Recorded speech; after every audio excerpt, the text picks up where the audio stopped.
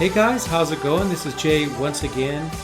And in today's video, what I want to do is check out the Netrunner distribution. This is something that I've checked out very early in the life of this channel. It's been so long, I barely remember it. But I saw Netrunner was mentioned in the news recently, so I thought this would be a good opportunity to check in with Netrunner and see what it's all about. So this is not a review. This is a first impressions video. Because it's been so long, I just don't remember anything about it, so it's pretty much going to be almost as if I've never used it before. So I thought it'd be fun to go ahead and load it up and load it on my laptop here and give you guys my first impressions and thoughts. So let's go ahead and dive into Netrunner.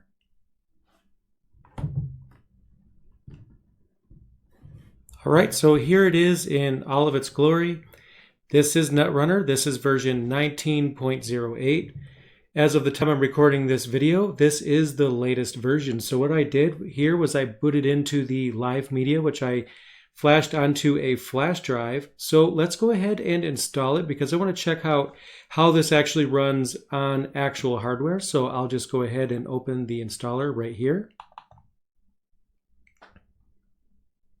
And I get this friendly reminder here that this system is not connected to the internet. Let's go ahead and fix that right now.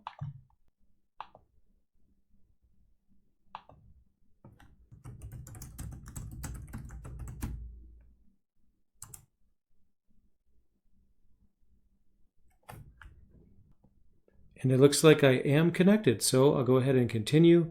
And even though I am connected, it's not actually showing any difference here. It says the system is not connected to the internet.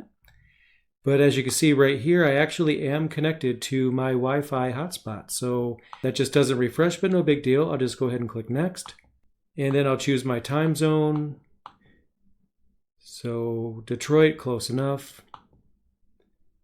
I'm basically going to leave most of the defaults here. So next, I'll erase the disk. And then I'll fill in the information.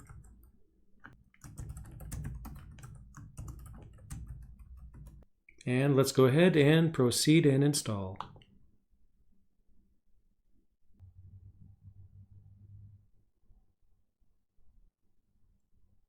Okay, so the installation is all set. And before I reboot, just a couple quick thoughts here. So the installer was fine. I mean, it's pretty easy to use. It looks very similar to Debian. It's based on Debian, so it might even be using a themed installer, basically theming the existing installer, for all I know, because there's some similarities. Like, for example, it's very sluggish. I find the Debian Live installer to also be sluggish. It gets stuck at one or two different places along the way. This one did as well, so it does take longer to install than, say, Ubuntu does. However, I don't really think that's a big deal because it might have been 5 or 10 minutes. It probably feels longer than it actually was. But the fact that the progress bar gets stuck a few times kind of gives me the impression that it's frozen, even though it clearly was not, and the installation did succeed. So with that out of the way, moment of truth, let's go ahead and reboot. So restart now is checked. I'll click done. And let's see what happens. And here we go. I do like the boot splash. It's pretty neat. So here we are at the login screen. And it looks like a custom theme to me, so that's pretty cool. Either way, I do like it. So I'll go ahead and log in. And here we are at the default desktop after install. So we should be good to go ahead and check this thing out. So completely randomly, I'm just going to go ahead and bring up a terminal. So I'll click on this. It should be the application menu. And that's interesting. So it looks like the application menu is a full screen menu, which honestly I hate. It reminds me of Windows 8, how you click on the start button and you get this full screen start menu that takes you away from your workflow. I don't understand that design being desired by anyone. Maybe it's just me, maybe it's my own personal taste, but a full screen application selection window, start menu, whatever you want to call it, takes you out of your workflow completely, which is kind of jarring. So I'm not really sure why they made this choice. But it is KDE, so you could easily change it back, so no big deal. So I'll just start typing, and I'll type terminal. Here's console, so there we go. I want to find out what kernel we have. I didn't even look at the release notes for this aspect, so let's do uname-r. And we are running kernel 4.19, which is of course behind everyone else because we're up to kernel 5. But this is Debian, so of course we're going to be a few versions behind since this is based on Debian Stable, also known as Debian Buster. Okay, so interestingly enough, I went to click on basically the Firefox icon to browse the internet, and then I got this screen. It couldn't find Google, and then I looked down here at the icon, which now it shows a wired icon because I just plugged in an Ethernet cable. But it actually doesn't show any wireless networks at all whatsoever, which is kind of strange because in live mode, it did connect to Wi-Fi, but in this mode, and after being installed, it doesn't even show my wireless card as being detected. So that's actually a really big problem. If I was a beginner, I basically wouldn't know how to deal with this. But this is Debian, so I know exactly what to do. But this is a downside in my opinion. This kind of thing definitely should not happen. But I'm going to go ahead and see if I can get that fixed. Okay, so the problem isn't what I thought it was. Generally speaking, the IWL Wi-Fi firmware package right here is often not included on Debian distributions by default, and that's required for the Intel network cards or the wireless cards. That is installed, so I'm not quite sure why that's not here. I'm going to go ahead and give it a restart and see if that helps.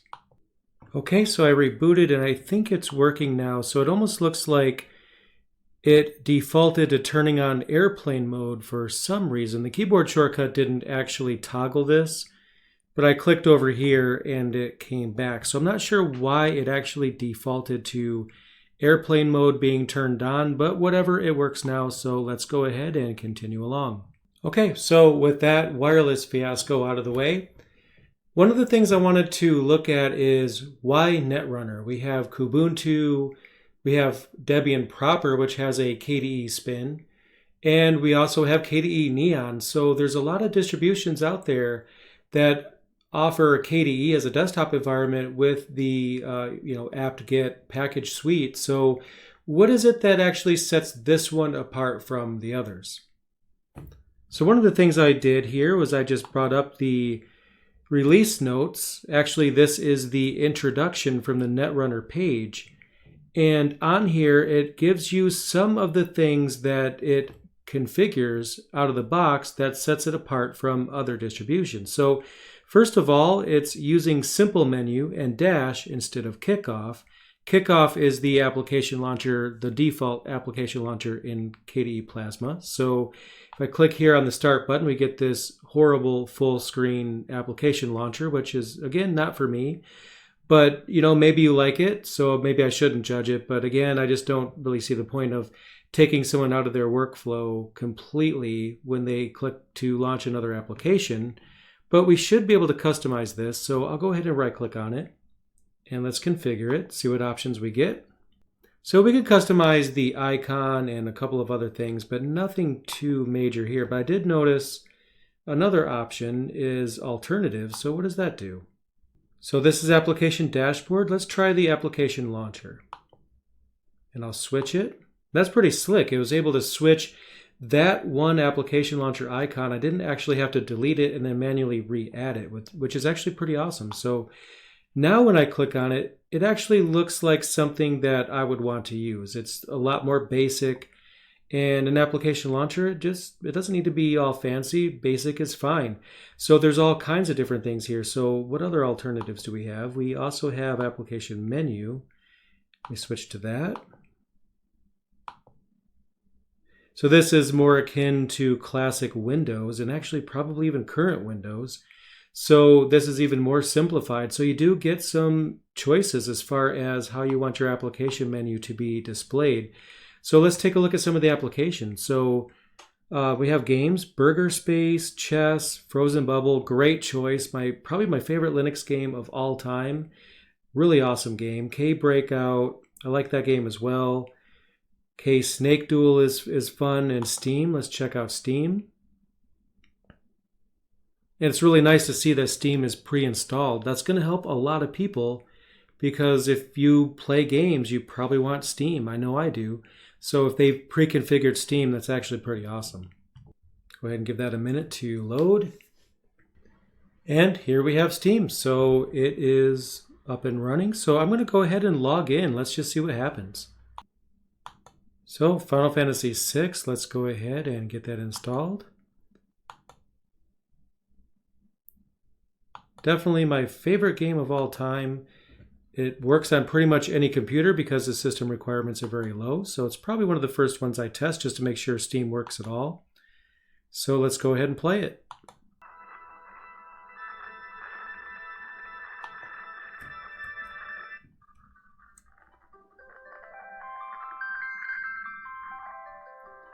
So here it is, but it isn't working very well, unfortunately, because the sound sounds a little garbled to me. Let's go ahead and exit the game and see if it works any better the second time.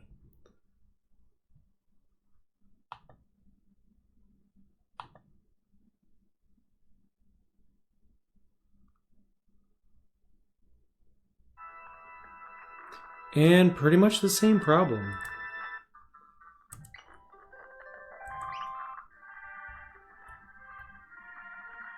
Yes, it sounds like garbage, and this is actually the very first and only time I've ever had this game not run well on a Linux laptop, and it's worked very well on this one with previous distributions that I've tested, so this is really disappointing. I'm not really sure what it is about Netrunner or Debian that would make this game not work well, but it just sounds really bad. Let's go ahead and get out of this. So that's a disappointment. But I noticed that when I click here on Doom, I have a stream option. It's running on my desktop right now. So maybe I'll just give that a shot and see if it even works.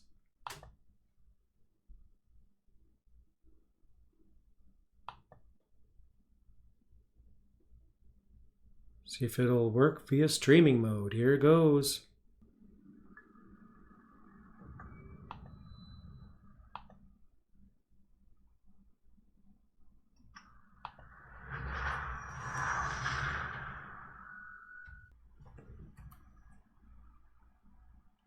And the resolution of my desktop is much higher than this laptop, so I should probably turn this down a little bit because this is a 1080p screen. There's no way it's going to do a resolution like this. So I'll switch this to 16:9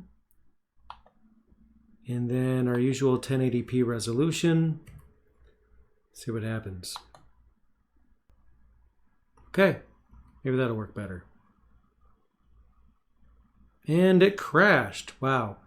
So let's go ahead and just try that one more time. Maybe it'll work better this time. So it's in a window. That's interesting. Why is it in a window?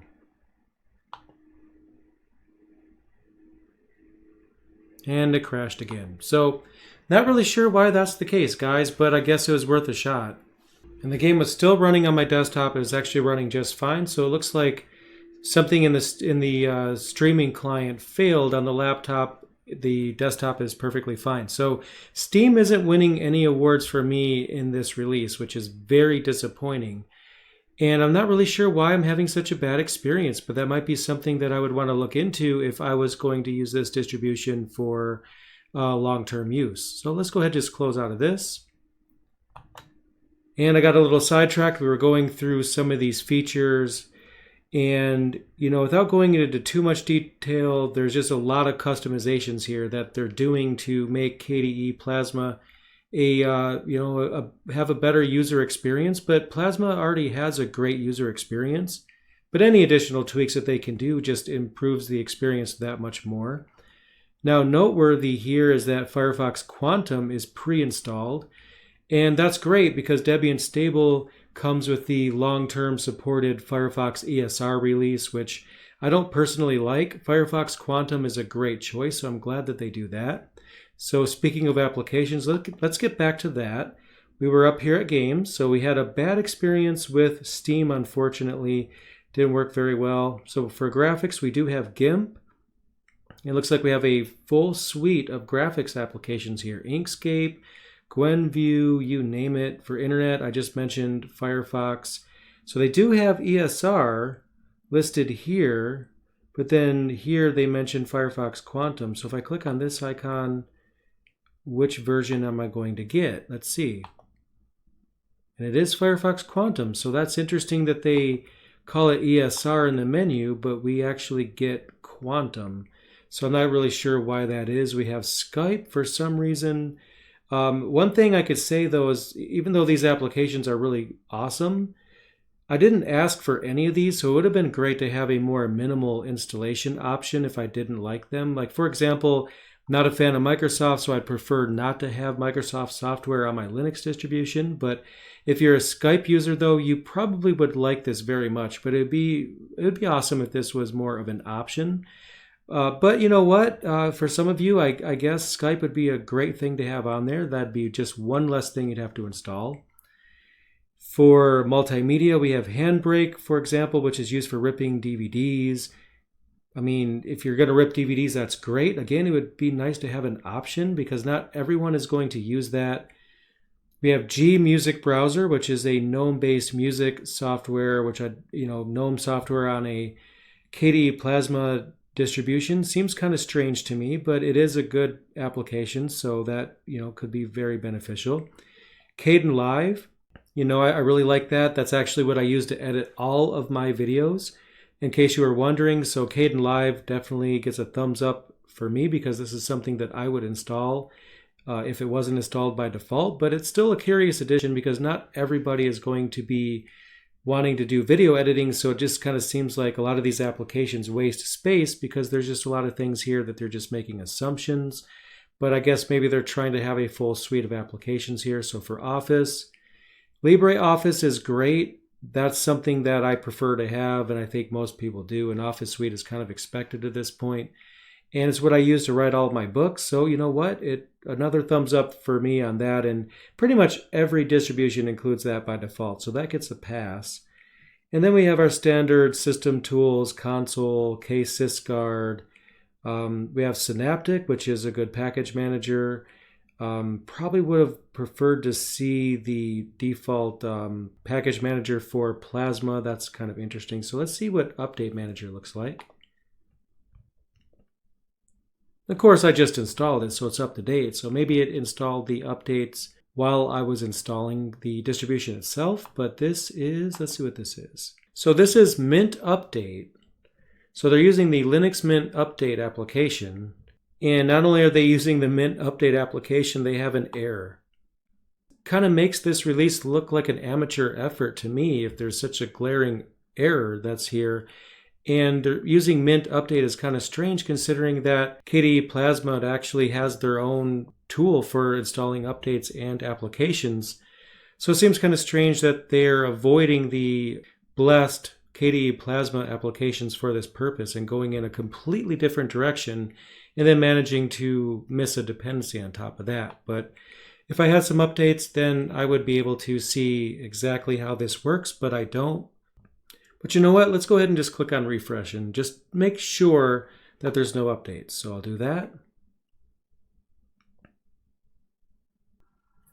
And yeah, the system is up to date. So it was telling me the truth. So back over here in applications, we were on system and we have Yakwake, if I'm pronouncing that correctly, which is a pretty cool drop-down terminal. So that's always fun. If you want a drop-down terminal, you could basically just load this and you can run your commands. And then it's basically just F12 to bring it down and F12 again to bring it back up. It's also interesting that they have a My Computer icon here, which is kind of like Windows. And if I go in there, we get system information. So not really what I was expecting. I was expecting folders or something like that about things that are attached to the system. Let's go ahead and make this bigger. So that's interesting. They have a My Computer icon, which Windows users know is where you would go to get some shortcuts to some of the folders on your system. But that's not what we got. We basically have an information screen, which we would also get by going here to System Info Center.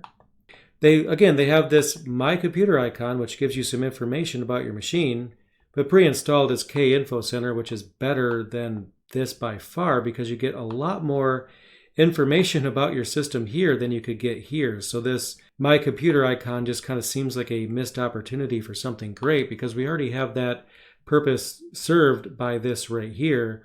So that's kind of interesting that they would, have this icon, and it just doesn't seem like it adds all that much value, unless maybe its benefit is that it gives you some information about your system in a more summarized manner. So maybe that's a value. So let's go ahead and close that. And then I'll go ahead and close this as well.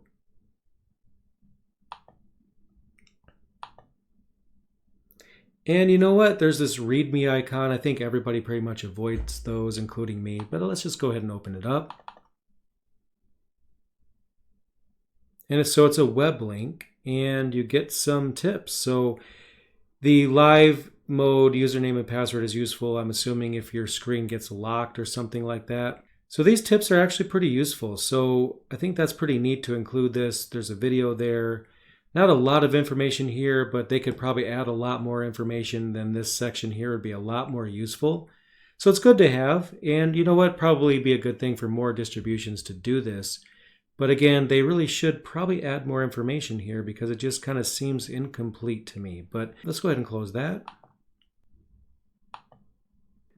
Close that as well. So we have a little, let's see, screenshot icon, so that's interesting. So that's right here on the panel. We have our volume control, the Steam icon because I opened that, our battery menu here, so we can customize the brightness. Obviously you can't see this in the recording, but it does work. Gives me information about the battery.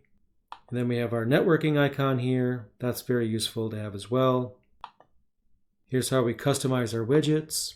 And then we have what looks like a history. Maybe this is for notifications. It's been a while since I've used Plasma, so I assume that's what it's for.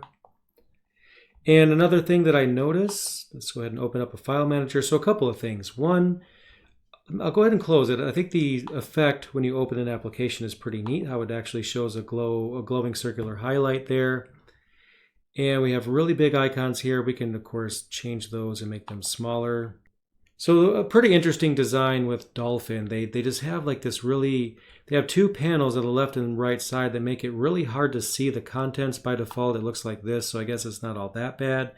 But you kind of see the problem when you switch over here to like a more icon related view. And you can see immediately that you don't have as much room here. You can customize this though. That's not really a big deal because Plasma is very customizable. So, you just go over to settings. Go ahead and type it. System settings. And you can basically customize everything you want about your system. KDE Plasma has a lot of customization options, which is one of the reasons why a lot of people use it. And then, of course, here with Dolphin, the file manager, we can go to View. Let's get rid of this information right here. And there we go. So that actually makes me a little happier. We have a little bit more space. And you know what, that's fine. That Dolphin is great, easy to customize. And if you want to customize your entire desktop, of course you can. You can do that right here. Go to Plasma Tweaks, and we can customize our theme. So we can switch back to the look and feel of actual Plasma itself. Go through the different themes here. Here's our standard dark theme. We have a Netrunner black theme. Let's check that out. That definitely looks interesting. It makes us lose all the fonts, but it looks interesting. And then we're back to the default indigo theme. Let's just try the Netrunner blue theme. I think I like this one the best because the window borders are a little bit smaller. So what do I think about Netrunner? So you know what? It's decent. It's not going to be my first choice. My first impressions are that if I was going to go for a Plasma desktop, it doesn't look like it would be this one. They do a decent job of customizing things. There's just some concepts that seem like it's just not fully fleshed out. For example, we have Mint Update, and that doesn't seem to be working properly. We have a My Computer icon that doesn't really serve much purpose. Some curious theme design choices in an application menu by default that takes up the entire screen. Icons are larger than they need to be. Applications are installed that I didn't ask for, like Skype, which it's always good to have some default applications that will help you be productive, but they add quite a bit here that I think is just wasting hard drive space because not everybody is going to use all of these. And if there was an option to have a minimal install, I kind of missed it. So, and I had problems with Steam. I've never had problems running Final Fantasy VI on any Linux distribution on this laptop before. So I'm not really sure why that doesn't work here. I tried to stream Doom from my gaming PC. That didn't work either. But to be honest, that's the first time I've actually tried it. So, that might not have worked anyway. But overall, I'm a little disappointed. I think that it's a decent desktop and a lot of people are going to like this one. And maybe there's some tweaks you could do, some adjustments you can make. But then again, there's KDE Neon. You don't have to make any of these adjustments. When I tried KDE Neon, everything worked out of the box. I think that KDE Neon is a much better experience, and that's the direction that I would go. Even though this is a decent distribution, I just don't really feel like there's any reason to use this over KDE Neon. However, maybe I'll give this one another look later on down the line and just kind of see if some of these problems have been addressed, and I'll give it another shot. But let me know what your experience was. Did you run into any problems when you ran Netrunner? Did you run into the problems that I did? Did you work around them? I'd be curious to know if these issues were just me and my test, or if maybe these are widespread. For example, Steam. If you were to try some games, does that work for you, and so on. So let me know what you think in the comments below, and I'm interested in reading those comments and seeing what you guys have to say. So thanks so much for watching. Thank you so much for watching my video. I really appreciate it. If you want to help me out, make sure you check out the description below this video, where you'll find links to my latest book, Mastering Ubuntu Server 2nd edition, as well as my Patreon page. If you like this video, be sure to click that like button and share it on Twitter or any other social media network. And be sure to subscribe so you'll be the first to see my latest videos as they're uploaded. Thanks again.